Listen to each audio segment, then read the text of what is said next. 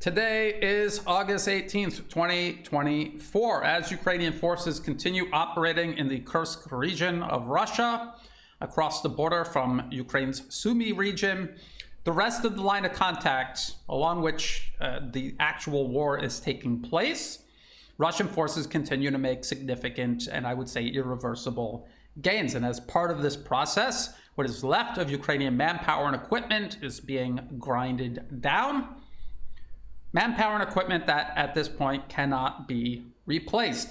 Let's look at the map. This is liveuamap.com. It is a pro-Ukrainian map. Let's look at the actual line of contact and Russian gains along it. And then let's look at the incursion into Kursk. And the nature of fighting taking place in these different areas is entirely different. It is not comparable. So let's look, first of all, the actual line of contact extends from southern Ukraine, the Kherson region, across Zaporozhye, through the Donbas region up to Kharkov, Kupiansk and Kharkov. We also have this front that Russia had opened up north of Kharkov city. And we remember when Russia opened up this front north of Kharkov, Ukrainian military intelligence admitted they did not have enough forces to fight the Russians in Kharkov and also hold places like Chasiv Yar. And then even further north, this is where Ukraine launched its incursion into Kursk. And this is the territory this map is indicating at least Ukrainian forces are operating in. It is far from territory Ukraine has actually seized and consolidated control over. And this is, again, right across from Sumy region. Now, the nature of fighting in Kursk is entirely different than the nature of the fighting along the line of contact. Ukraine picked this area for, among other reasons, the fact that it was less defended than other areas along, first of all, the line of contact and elsewhere along the border. Another reason, as Alexander Mikursk from the Duran had pointed out, was that there was a nuclear power plant located right here next to this body of water. This body of water actually aids in the cooling of the nuclear power plant, the Kursk nuclear power plant. You can see how the incursion is almost aimed directly at the nuclear power plant. But it is very unlikely they're going to reach it at this point. They had made the progress that they had made, and they have not really managed to get much further than that. They made the progress that they did because there weren't Russian forces in the area to stop them. Now that the incursion has been ongoing, Russia is mobilizing forces and reserves. They're moving them into the area. They will first match the troop level and equipment, the type of equipment that Ukraine has brought in, and then they will exceed it. And once they exceed it, they will begin rolling the Ukrainian forces back, just like they're being rolled back everywhere else along the actual line of contact. Now, the difference between the Ukrainian troop presence in Kursk and the presence along the line of contact is that along the line of contact, Ukrainian troops have been building up defenses in some cases for years, since 2014, actually. They are not capable of building those type of defenses in Kursk. They're also extending themselves beyond Ukrainian territory into Russian territory, stretching their logistics, stretching all the actual capabilities Ukraine needs to sustain military operations in a way that is simply unsustainable. If they cannot even hold their line of contact, there is no way they can sustainably hold territory they have seized inside Russia. Now, along the line of contact, let's just say outside Donetsk city and Avdiivka having been the front line as of January this year. We can see how far Russian forces have extended since then. The salient extending out towards Pokrovsk. If we use the timeline feature of this live map and we go back to, say, August 1st, we can see how much progress Russian forces have made towards Pokrovsk. Now, this is August 1st. And this is August 17th. And if we go a little bit further north, Toretsk and New York, we can see Russian forces now hold New York. As of August 1st, Russian forces did not hold New York. They were just outside of it. As of August 17th, Russian forces, according to a pro-Ukrainian map, now hold New York, and they continue moving onward. When Russia takes this territory, they do so in a sustainable manner. They are building heavy defensive lines that allow them to hold that. They are moving their logistics up incrementally behind it. They're not overextending themselves. They have the ability to continue pushing forward, overwhelming Ukrainian forces while building up their own military power in the process. This is a war of attrition. That is not what is happening for Ukraine in Kursk. They have assembled all of this manpower and equipment. They have sent it up there, and now is being hunted down, destroyed, closed in on by a growing number of Russian forces being brought into the area. Russia has the manpower and equipment, as well as the ammunition, to spare for that type of operation. Ukraine, admittedly, does not. Now, what impact has Ukraine's incursion into Kursk had on the rest of the line of contact, according to Ukrainian troops along the line of contact themselves? Well, we can just take a look at this article from Politico. This was as of August 15th, 2024. As Kiev makes gains in Kursk, Russia strikes back in Donetsk. And it also says Ukraine captured a record 102 Russian soldiers in the Kursk region in one day. And this is, according to Ukraine. While the successes of the surprise Kursk operation have boosted Kiev's morale, what difference does that make if you have not changed any of the fundamental reasons? You're losing the war in the first place, which is why morale is low in the first place. What sense does any of this make? It makes none. Russian forces are striking back, capturing more territory around Ukraine's Donetsk region. Then they cite the spokesman of Ukraine's 110th Mechanized Brigade, which they say is currently deployed in the Pokrovsk region in Donetsk. This is where the Russian salient is aimed at, west of Donetsk city and Avdiivka. So they're citing the spokesman, and this is what he says. Since Ukraine launched the Kursk offensive, I would say things have become worse in our part of the front. We have been getting even less ammo than before, and Russians are pushing. Over the past 24 hours, Russia occupied several villages in the Donetsk region, according to an update posted by Deep State, a war mapping project close to Ukraine's defense ministry. So even a mapping project connected to the Ukrainian Ministry of Defense is admitting that Russian forces are making these gains along the actual line of contact. Heavily fortified Ukrainian positions are being overrun and taken over by Russian forces. And these are positions Ukraine is not going to get back. They made their progress in Kursk specifically because Russian defenses were thin there. Now that the incursion is underway, Russia is mobilizing forces to confront those Ukrainian troops. This is not something that is sustainable for Ukraine. They had the element of surprise to their advantage. That element of surprise has long since passed. And now it's just a matter of who can mobilize more troops, more military equipment, who has more ammunition on hand, and that is Russia. We also have articles like this. This is from Forbes. Now, in the past week, I have seen footage of Ukrainian Patriot missile systems being destroyed, Iris-T systems from Germany destroyed, HIMARS. The Western media is going to begin writing articles about these irreplaceable systems being destroyed. And a place that you will often see admit to these losses is Forbes, David Axe, who is otherwise extremely enthusiastically pro-Ukrainian, but he does admit when indisputably Ukraine is suffering serious losses. And in this case, he's talking about British Challenger 2 tanks roll into Kursk as Ukraine's invasion of Russia grinds into its 11th day. Now, this is ridiculous. Ukraine's invasion of Russia. It is a localized incursion into Kursk. It is by no means an invasion. Ukraine has no means of actually truly invading Russia. They're going into this very small part of Kursk. Now, how does he know Challenger 2 tanks are in Kursk? Well, if you scroll down, you will see that there's actually a video included in this post of the Challenger 2 tank being hunted by Russian drones and destroyed. The link to that article and the accompanying video will be in the video description below. And this comes as no surprise. The loss of large amounts of Ukrainian manpower and equipment is going to happen if they decide to come out from behind their extensive defensive networks and they move out into open territory, especially if they move into Russian territory.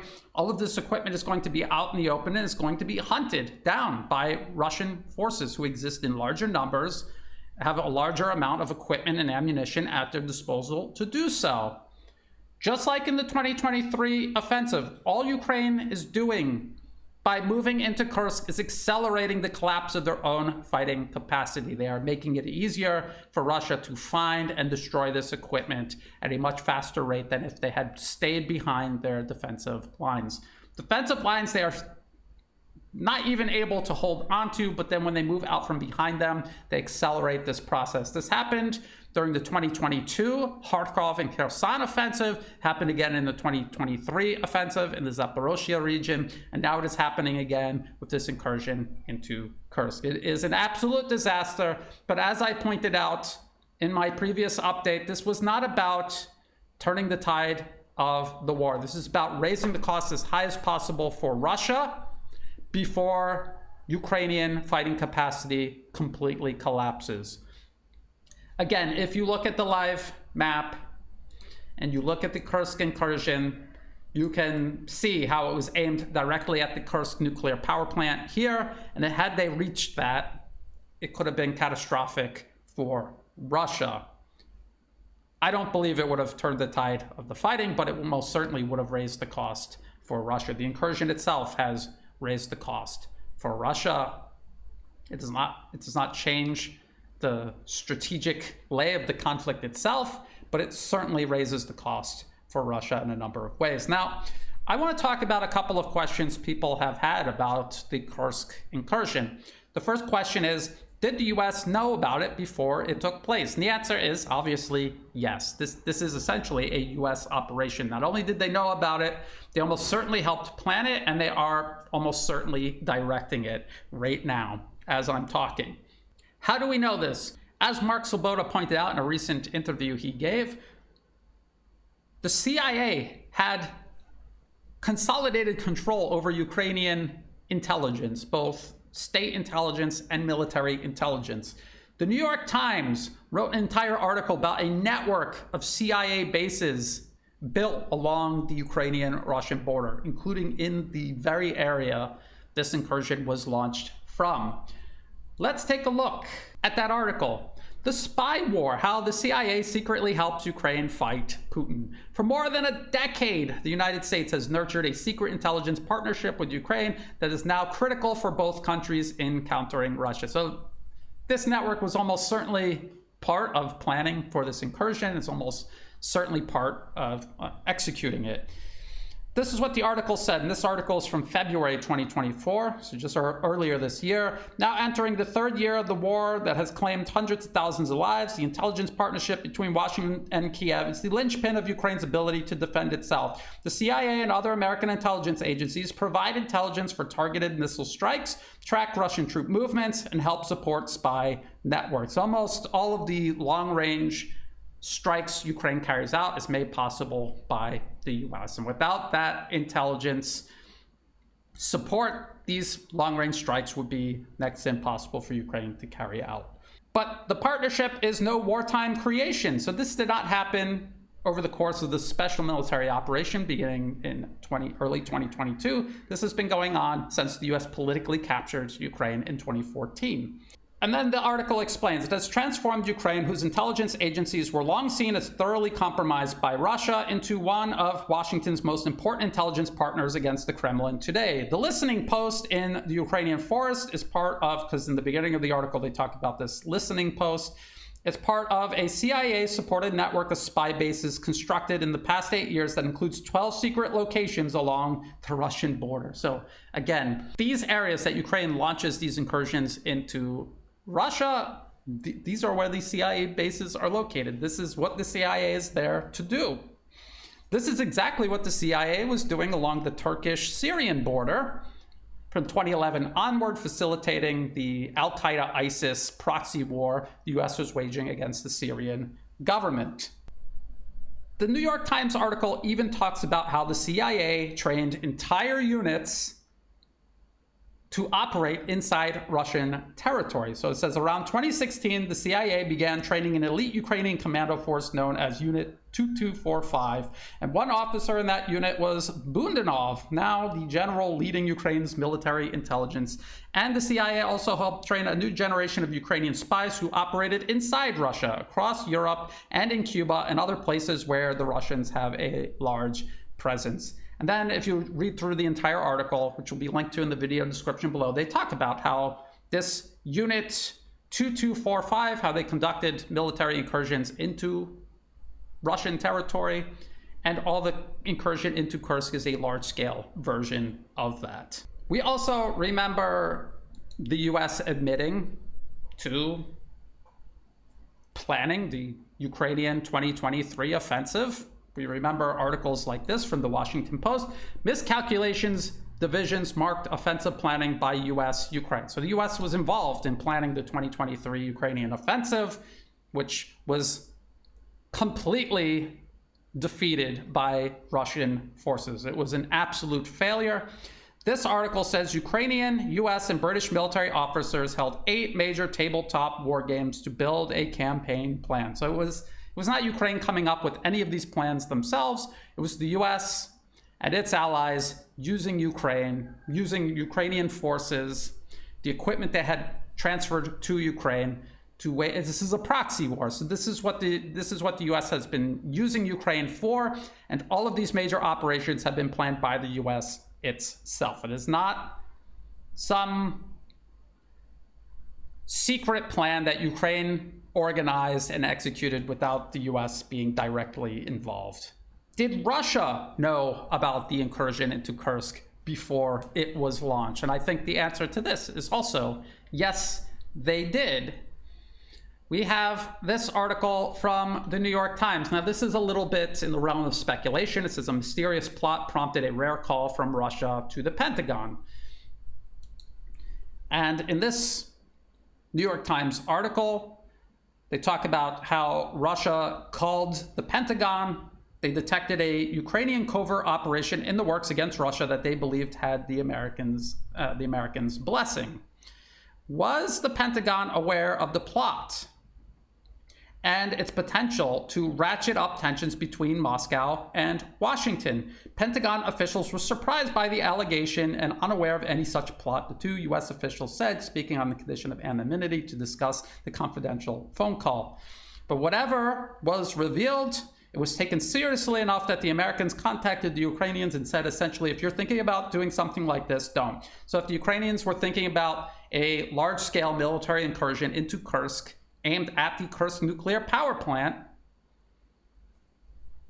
well, the Russians were aware of this planning. They suspected the Americans of being involved, which they most certainly were involved. If this is what this New York Times article is about. And the Americans tried to assure the Russians that not only was America not involved, but that they would insist on Ukraine abandoning any such plan. But of course, the plan went ahead because it wasn't a Ukrainian plan. It was ultimately a US plan. And of course, if Russia knew about this, they would have began planning for it. Now, this article, this New York Times article, is from July, so last month.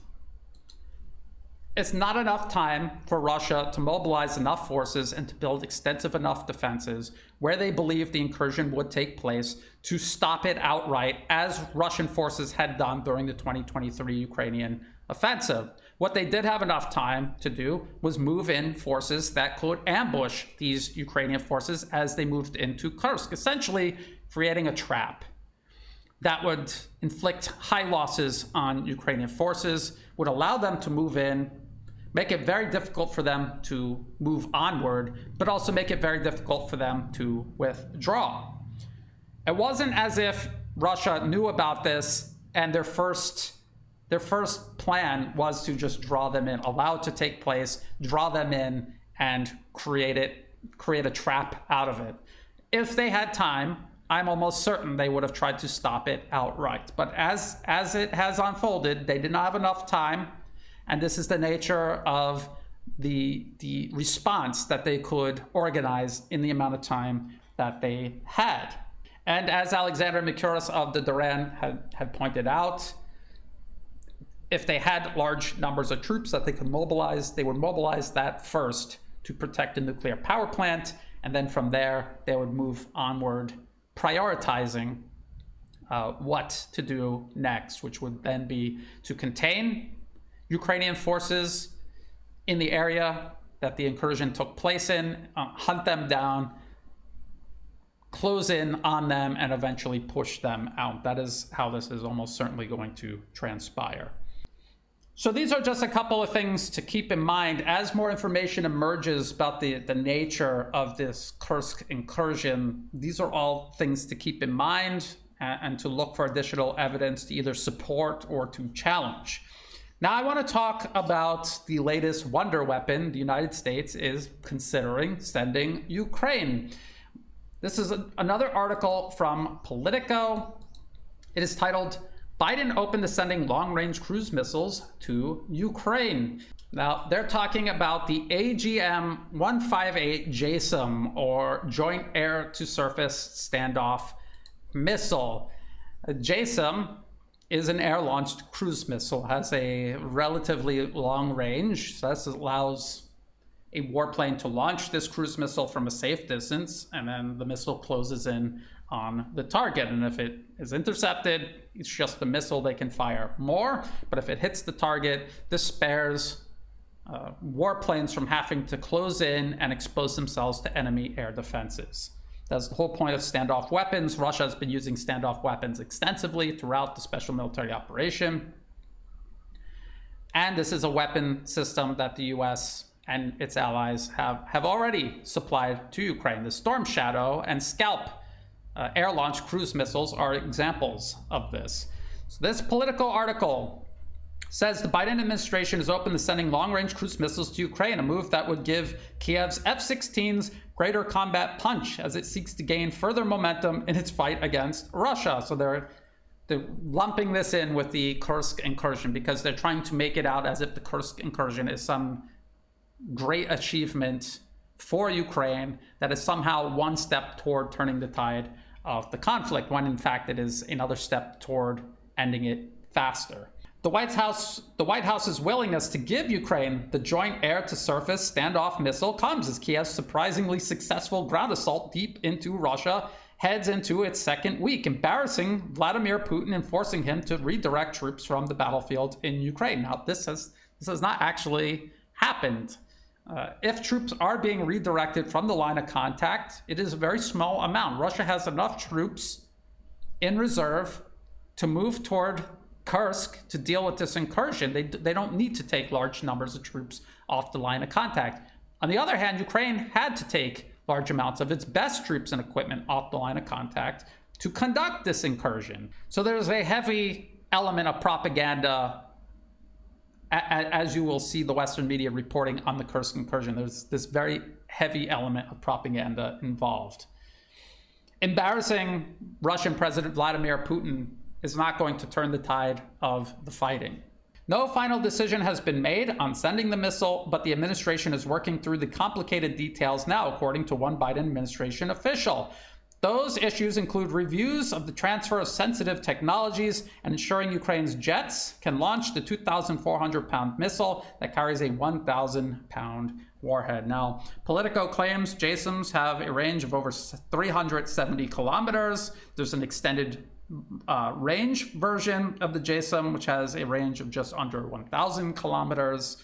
Now, there's a few very important points to make about this. If the United States transfers JASSMs to Ukraine for use in this conflict, this is a weapon system. For the most part, most of the weapons and ammunition the U.S. has sent to Ukraine are weapons and ammunition it would not use in the war it's trying to provoke with China and the Asia-Pacific region. JASSMs, on the other hand, are the centerpiece of what the U.S. would be using to fight China in the Asia-Pacific region.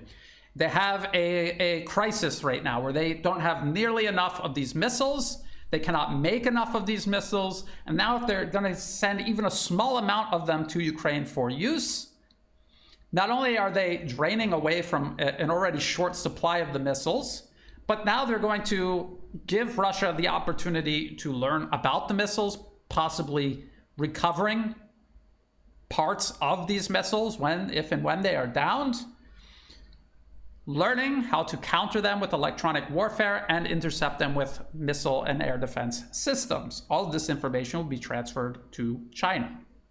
On the other hand, this would give the United States the opportunity to see how effective JASSMs might perform against air defense systems, missile defense systems, and electronic warfare capabilities Russia has that are very similar to capabilities China has. Now, I talked about a shortage, a critical shortage. How many JASSMs does the US have on hand right now? How many do they produce annually? And how does this compare to Russian cruise missile capabilities and production? So again, according to Politico, it says missile maker Lockheed Martin has delivered over 4,100 JASSMs in various configurations to the US Air Force and allies over the years, with a new production line in Alabama churning out around 45 missiles a month to reach a stockpile goal of 7,200 missiles, according to the Pentagon. And this 7,200 missiles, this is all meant for fighting China primarily. And even this number of missiles is not going to be enough to actually fight China.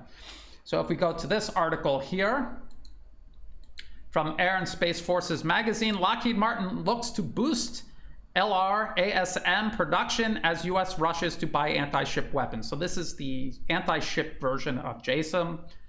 And together, JASSM and LRASM missiles, they only produce about 500 of both combined, because they share a lot of common components. They're made along in the same production facility. It says right now Lockheed Martin's producing a little over 500 LRASMs and JASSMs a year for the US military, and the defense giant says it is working to increase its current capacity so that it could produce roughly 1,000 per year. Now, how does this compare to Russian missile production numbers, stockpiles and production numbers? Again, I would like to remind people of this February 2024 article from Reuters. Ukraine says Russia has launched over 8,000 missiles, 4,630 drones during the war. So in about 2 years, over 8,000 missiles, that's 4,000 missiles a year. And this includes the Caliber and KH-101 cruise missiles. These have comparable capabilities to JASSMs. What about production numbers? Again, from Kiev Post, they're citing GUR. This is Ukrainian intelligence. They reveal Russia's missile stockpile production capacity. How accurate are these numbers? Are they going to try to portray the numbers as low as possible, or are they going to overestimate them? Either way, the article says that Russia has hundreds of long-range missiles stockpiled, and that it produces at least 240 Caliber cruise missiles and 480 KH-101 cruise missiles. And this was at the end of 2023. Also at the end of 2023, we had this article from US government-funded media platform Radio Free Europe, Radio Liberty. Satellite images suggest Russia is ramping up production capacity for its war against Ukraine. Now, this is an article about Russia ramping up production for absolutely everything, but it also includes missile production. And in this article, it talks about the missile plants responsible for making missiles like the KH-22, KH-55, and KH-101, all of which Russia has used extensively, including in attacks that have hit energy infrastructure, residential buildings, and other civilian facilities. Comparison of satellite images of the plant from 2021 to 2023 shows that a large new building has been erected next to the plant, with construction appearing to begin in 2021 and completed this year. So it was completed in 2023, and it's unlikely that it already ramped up to full production that same year. So the numbers that Kiev Post is giving 480 KH-101 cruise missiles a year. That number has almost certainly expanded far beyond 480 cruise missiles. And again, according to Reuters, over 4,000 missiles being launched at targets across Ukraine every single year. So let's just say the United States sent every JASSM it has in its stockpiles, its full monthly production every month. It sent all of it to Ukraine. It's not going to match the amount of missiles Russia is able to produce and also use. The problem with JASSM is it's air launched. It's an air launched cruise missile. Ukraine has very limited in terms of military aviation. So even if the US was able to part with all of these missiles, Ukraine wouldn't be able to physically launch them all. Then there is the problem that I have talked about many times before, and that is the fact that US precision-guided weapons have run into many problems when transferred to Ukrainian forces, used against potential Russian targets. We remember this article from CNN. Russia's jamming of US-provided rocket systems complicates Ukraine's war effort. These were the guided rockets used by HIMARS. The same problem occurred with GPS-guided artillery shells, the Excalibur artillery shell. The same problem occurred with the longer-range ATACMS. Also, the British-made Storm Shadow and French-made Scalp air-launched cruise missiles. All of these have had limited effect because of extensive Russian electronic warfare capabilities and its extensive air and missile defense network. I do not believe that JASSM is going to be any more effective against Russian targets, and especially not in the quantities that the US most likely is going to be able to transfer to Ukraine, and Ukraine will actually be able to use. Now let's talk a little bit about why this is so significant, why this move by the United States demonstrates a certain degree of desperation. If you go to, say, reports like this from US government arms industry funded policy think tanks like the Center for Strategic and International Studies, this was a 2023 report titled "The First Battle of the Next War, Wargaming a Chinese Invasion of Taiwan." If you download, and the link to this will be in the video description below, if you download this and you just search JASSM, there's 87 mentions of JASSM in a 165-page report. You have to remember, like, that includes this cover and other pages that are not actually part of the report. So that is a lot. That's a lot of times to mention this air-launched cruise missile, and that's because it plays such a central role in any potential war between the United States and China. The United States will need long-range standoff weapons to fight China. It is incapable of fighting China with any sort of weapon system that it has to close in on Chinese targets with. In other words, you're not going to have the US dropping bombs on targets in China from above in the air. You're not going to have bombers carpet bombing Chinese targets. China has equal or better air defense networks than even Russia. There's no way for American air power to get anywhere close to these targets. China also has formidable air-to-air capabilities. They will be able to go out and meet US warplanes as they try to launch even these air-launched cruise missiles. So this is a huge problem the United States has. That is why JASSM factors so central into any potential war with China. The report notes the central role JASSM plays. US air power could attack Chinese aircraft on the ground when they are most vulnerable and sink Chinese amphibious ships in port. The United States has built a large inventory of JASSM ERs for this purpose. So this is the extended range version of JASSM. They're talking about a preemptive attack on Chinese forces to prevent them from carrying out an operation to consolidate control over their own island province of Taiwan. That's another story for another time. It also talks about the expected numbers of missiles used in any large-scale conflict with China. So this is what the report says. Munitions usage was high, because they're talking about a war game they conducted.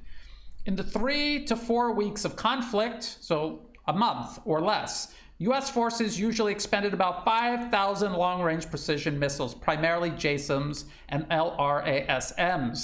The United States expended its global LRASM inventory within the first few days in all scenarios. JASSM inventories were large enough that they did not run low until the third or fourth week of the war. Now you're looking at Russia firing 4,000 missiles into Ukraine every single year. The United States is not going to be able to match that. They don't have the stockpiles to do that. They don't have the production capacity to do that. And then if they start taking their existing stockpile and sending it to Ukraine on top of it all, they're only compounding the problem. And then at the end of the report, amid recommendations, this is what it says: procure sufficient stockpiles of standoff anti-ship weapons. So they're talking about JASSMs and the anti-ship variant, LRASM.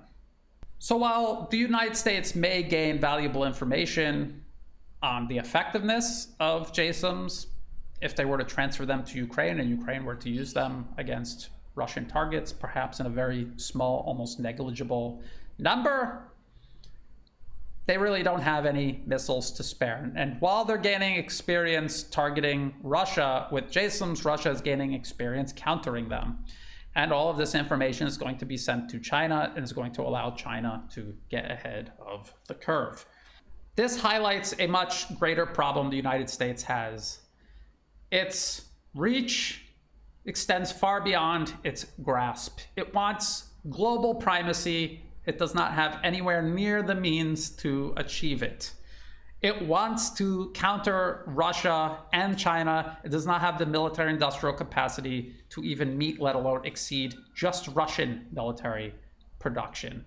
It is fighting this proxy war against Russia. This was meant to overextend Russia itself, and all that we have seen it do is overextend the United States and its network of so-called allies, especially Europe.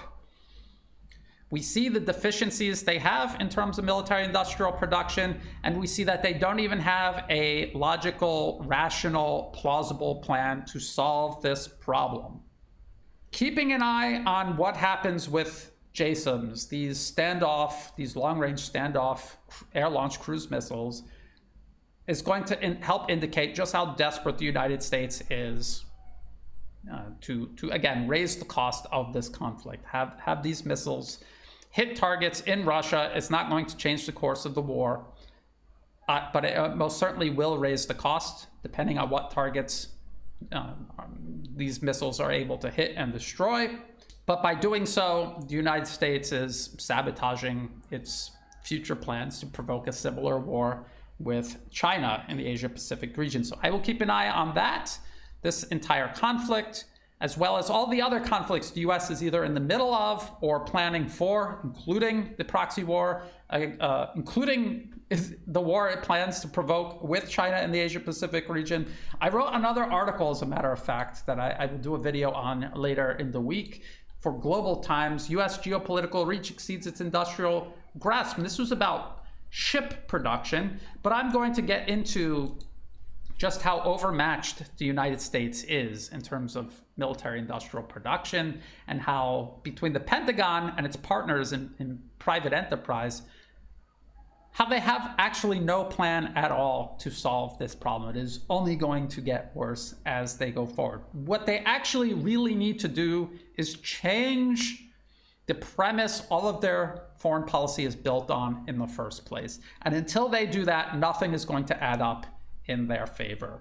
Not this proxy war being fought against Russia in Ukraine, and certainly not amid any future conflict the US provokes with China. Until then, if you thought this video was useful, please like and share. Think about subscribing.